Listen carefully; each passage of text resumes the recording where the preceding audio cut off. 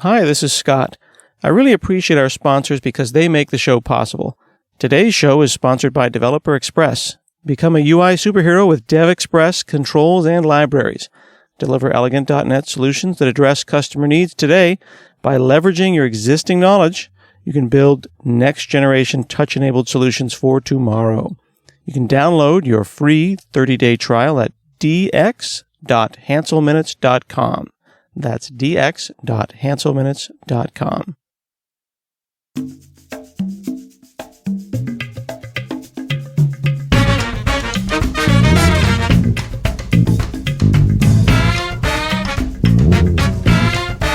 From hanselminutes.com, it's Hansel Minutes, a weekly discussion with web developer and technologist Scott Hanselman. This is Lawrence Ryan announcing show number 496. In this episode, Scott talks with Sylvia Richardson, an accessibility coordinator for Blue Cross Blue Shield of North Carolina, about non-web-based assisted technologies. Hi, this is Scott Hanselman. This is another episode of Hansel Minutes, and today we're chatting with Sylvia Richardson. She's the accessibility coordinator for Blue Cross Blue Shield of North Carolina and does accessibility as her day job. But we're not going to talk about web-based accessibility, are we? No, I wanted to talk a little bit about some really neat developments in non-web-based assistive technology, physical devices that can help people access the world. You know, in a time when everyone's talking about wearables, it seems like people say wearables, but all they really mean is like a Fitbit. But the real innovation is happening in wearables that are assisting people and people who are differently abled. That's true. One of my very favorite wearables to talk about, because it's just kind of cool, is a product called OrCam. That's OrCam. It's basically a way to turn yourself into a cyborg. There's a small camera that clips to a pair of eyeglasses, a bone-conductive headphone, and then a small computer.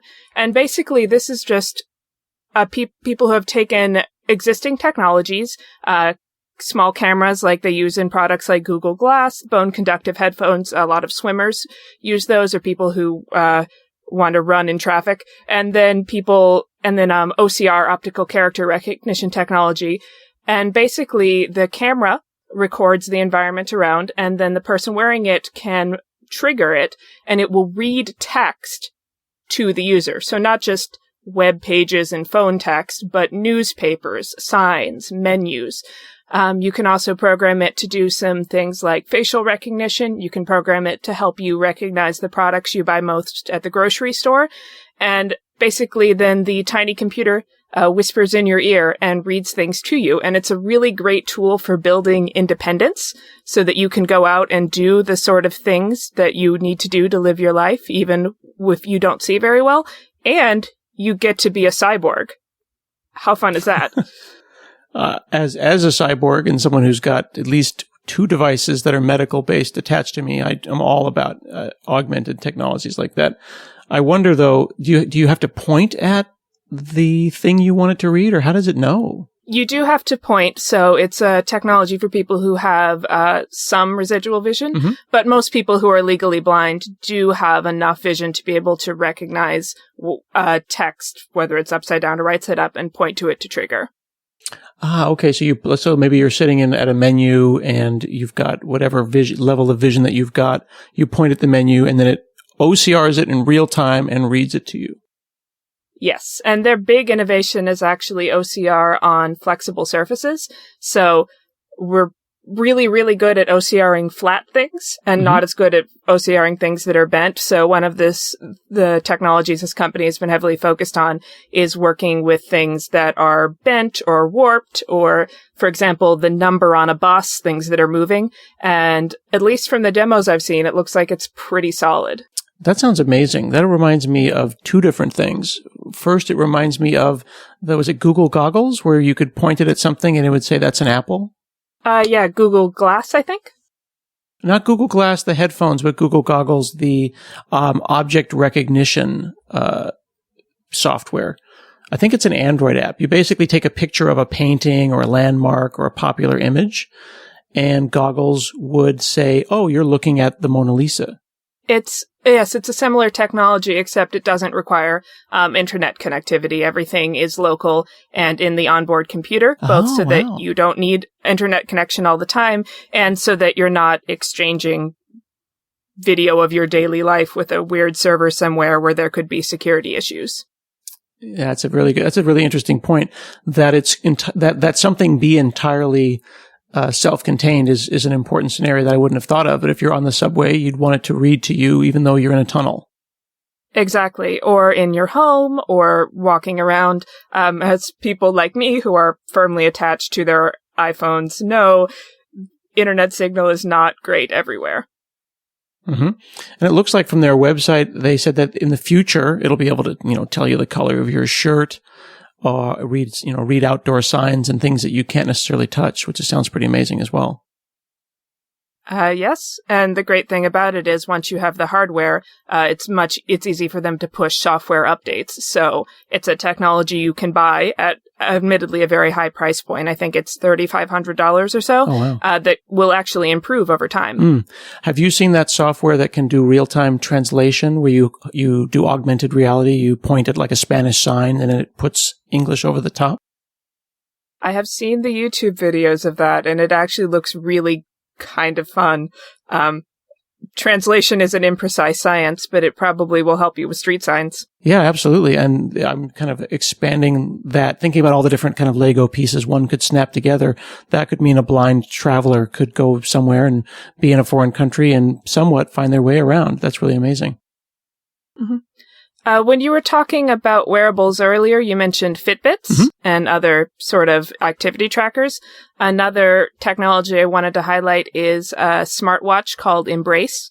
It has the same basic functionality as a Fitbit or an Apple Watch or any of the other standard activity trackers, but it also has sensors that measure some kind of capacitive skin resistance. I'm not quite clear on the science, that is a useful proxy for detecting oncoming seizures in people with epilepsy. So if you have the right type of epilepsy, the kind that can be measured this way, basically the smartwatch can alert you if you're about to have a seizure. And they have paired smartwatches that can be a parent and a child, or a caregiver and an adult, so that if someone is having a seizure, it can alert the caregiver and give them warning to go and help. And that's, again, just a really neat way to take a technology that exists and that is cool and that your kids might actually want to wear, but also has this bonus medical option. Stuff like that is so significant. I don't think that unless someone has a problem that is a significant medical problem that would require something like that, it's kind of hard to imagine. But I work on an open source project with a bunch of really smart people called Night Scout, which is a watch that lets you see someone else's blood sugar remotely.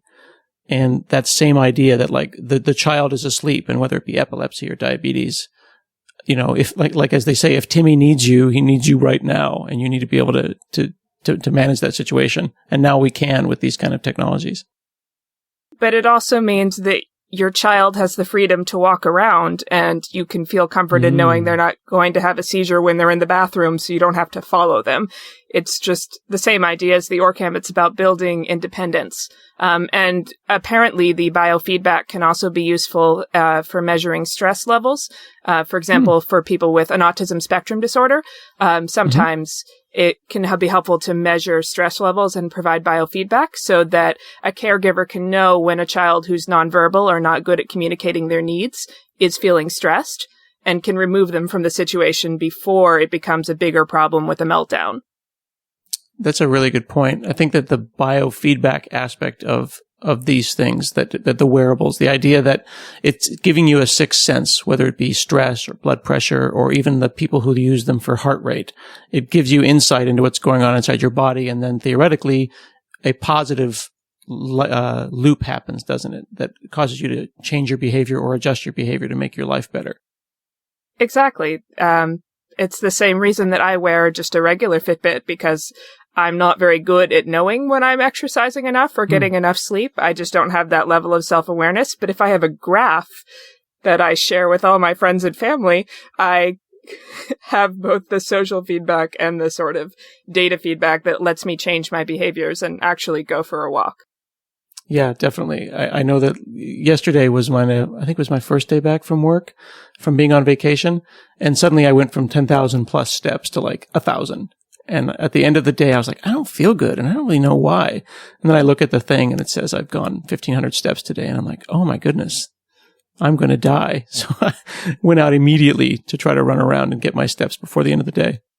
Exactly. That feedback is just really helpful. Absolutely. And also when I travel, my wife being able to see my blood sugar remotely, because I'm diabetic, has been hugely important. She's even woken me up in Germany and saying, you're having a low blood sugar and you need to get up and deal with it right now. Oh, that's really neat. What device is that's measuring blood sugar? So I have what's called a Dexcom. It's a Dexcom G4, and it uses RF to talk to a battery that's plugged into my side that's looking at the sugar and the interstitial fluid. Basically, it's a cannula that's stuck to me. It goes RF to the device and then Bluetooth to your phone and then HTTP up to the cloud. And then once it's in the cloud, someone can follow you or subscribe to your blood sugar, get alerts, or put it on their Apple Watch, or with an open source project, put it on a Pebble. And that's the thing, right? Once that data gets out, then people can do whatever they want to with it. They could make a picture frame with an Android tablet and say, look, there's my stress level or my blood sugar, whatever makes them happy. Exactly. And people think assistive technology is boring. One of the reasons I really love talking about tools like this is it highlights how building things, interesting things that help people doesn't have to be about adding labels to your forms. You should do that. You should add labels, but that's not fun.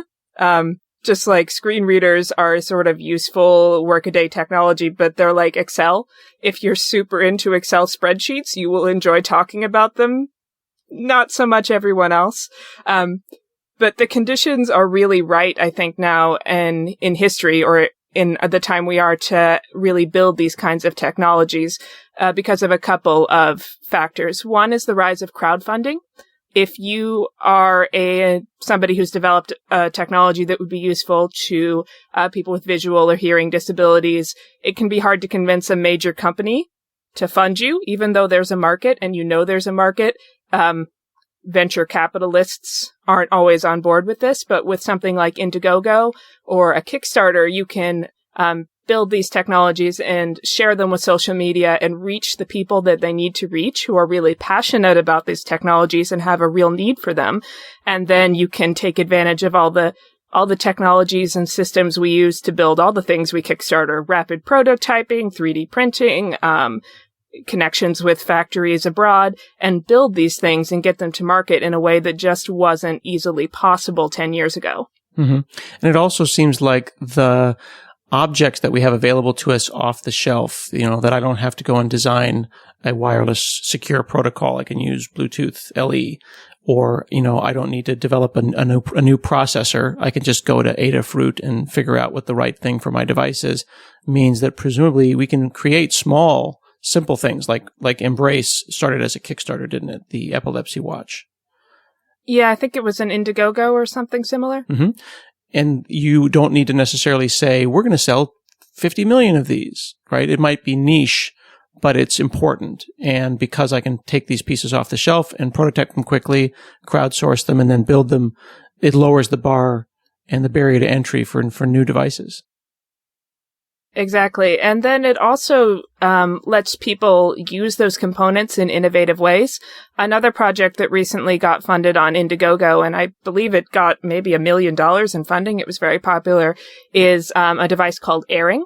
So when people think of disabilities, they often think of people who are blind or in a wheelchair, but chronic illness can be a real source of disability, like you were talking about diabetes. Mm-hmm. And one of the most common chronic illnesses in the United States is sleep apnea.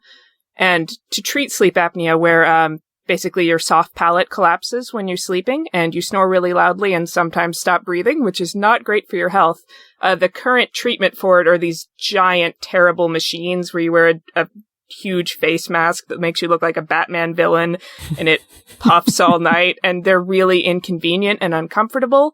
and keep your sleep partners awake, and no one wears them because they're terrible. So the people who developed Airing looked at the tiny, tiny fans that are used in microprocessors and thought, I bet we can attach these to someone's nose. Basically, the little tiny fans that we use to cool these cool microprocessors and other tiny devices do produce enough positive pressure that they can be used as a CPAP device. And they've developed this tiny disposable little thing. It looks like nose plugs that you would wear when you were swimming. And it just goes right up in your nose. And then it provides the positive pressure that people need to keep their soft palate open while they sleep, but without the whole giant, scary Batman villain machine, which means people are more likely to wear them and then actually sleep and be healthier and better at life, really. Sleep is good for you. Yeah, and it's amazing, that little device, if you look at their website at fundairing.com, is really very frankly spoken. The fact goes through like how they built it and how long it lasts and how much it costs. And it doesn't read like a typical medical device, because I think that they really are passionate about it, you know? And they're like, yep, you know, it'll cost about $3. And how long will it last? You know, last about 8 hours. It's just, it's very like for us, by us, for lack of a better way of phrasing it. It is. And I think that's another thing that easy access to social media has given, the ability for people with chronic illnesses or disabilities to get together and form a voice. So, you know, if I create an iPhone app and it doesn't work with VoiceOver, which is the iPhone screen reader, people are going to complain. They're going to talk about it on forums. They're going to talk about it on Twitter. They're going to leave iTunes reviews that are negative and say, this won't work for me. And basically having that community or that voice has made it a lot easier for people to get their needs met. Hey folks, I wanted to take a moment to tell you about Raygun and their new product called Pulse. Raygun is an error and crash reporting software provider, and their new product, Pulse, it's a real-time user monitoring product. It gives you performance data and user insights. Lets you understand exactly what's happening when users interact with your software, so you're never left guessing. Raygun provides you with the answers to your performance questions, and they've found over 10 billion, that's billion with a B, bugs in customer apps with their crash reporting product. And now Raygun will help you understand application quality like no one else. Over 30,000 developers worldwide can't be wrong. I use Raygun all the time and I enjoy it very much. You can try it out today with a no-risk 30-day free trial. Start improving your software quality immediately. Try Raygun for free today at raygun.io. People should definitely take a look at this particular FAQ. I love the way it says, like, is this device FDA approved? And they're like, nope, you know, and here's why. And they go through like, well, you know, maybe we could do that, maybe we couldn't. They explain their different thinking about it. And then at the end, they're like, we'll get there one way or the other, you know, and frank questions like, why isn't it using a rechargeable battery? Which is one of the first things that I was thinking.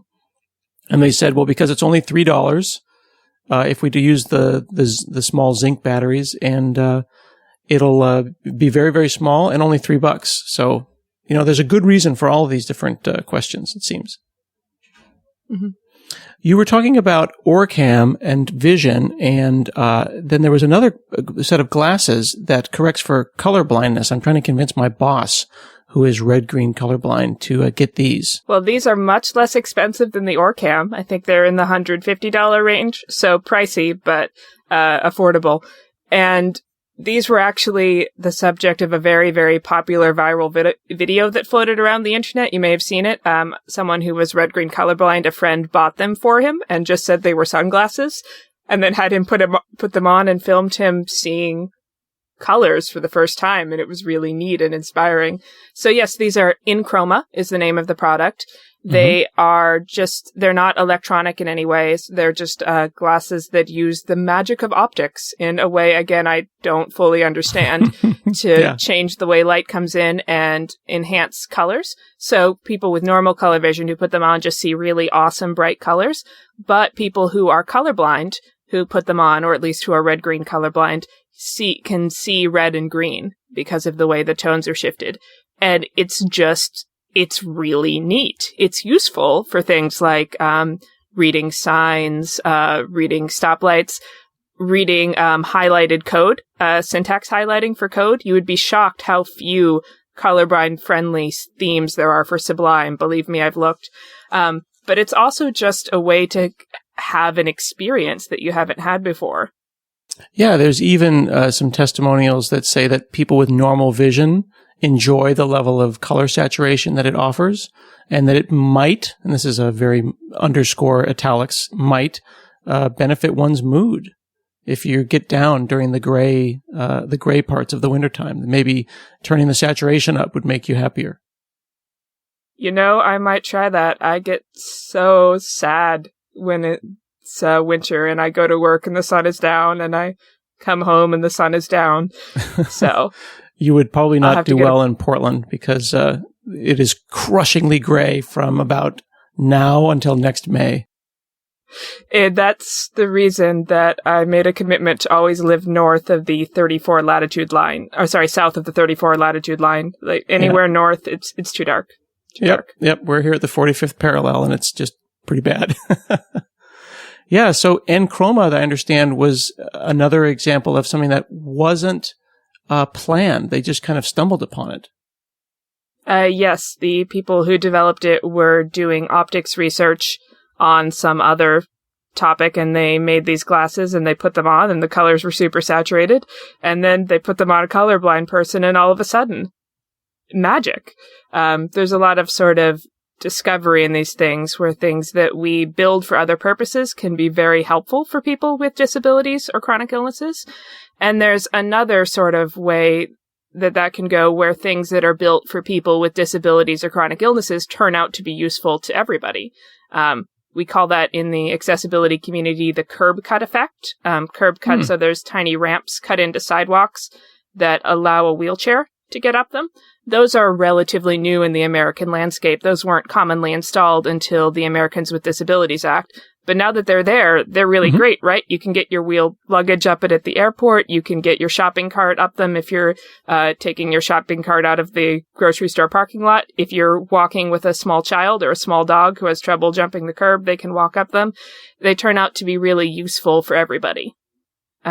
One technological example of that, and I just discovered that this has been, they've decided not to market it in the US because of restrictive driving laws, but it's a device called the Raygo. It is a smartphone remote that was initially designed for people who are blind to attach to a white cane or a dog harness, and basically to be able to control their smartphone completely hands-free, so that they're not trying to both use a cane and walk down the road on their smartphone, which is very unsafe. And because this device was built for blind people who don't have vision, they did a lot of testing, they did a lot of user work, and they discovered it could be used totally look-free. So that could also be really useful for people who use their phones while they drive, right? A lot of sort of hands-free kits, or, no-look kits actually aren't that good. To make them work with your phone, you really do have to keep looking at your phone. But this device, because it was built for the blind community and tested for the blind community, really can be operated without ever looking at your phone. So unfortunately, the company has decided not to market it for drivers because of various legal considerations, but I still think it's a good idea if you're going to use your cell phone anyway while you drive. Yeah, I've actually tried, and it's probably not good to admit this, but I've tried using VoiceOver on an iPhone to talk to my phone. I use Siri while I'm driving. When you plug Siri in, you can then use the Hey Siri feature. And a lot of people don't realize that Siri can then switch applications. You can say, Hey Siri, go to Maps. Hey Siri, go to Mail. You can say, read this if you're on a page, or read this mail, or read my texts.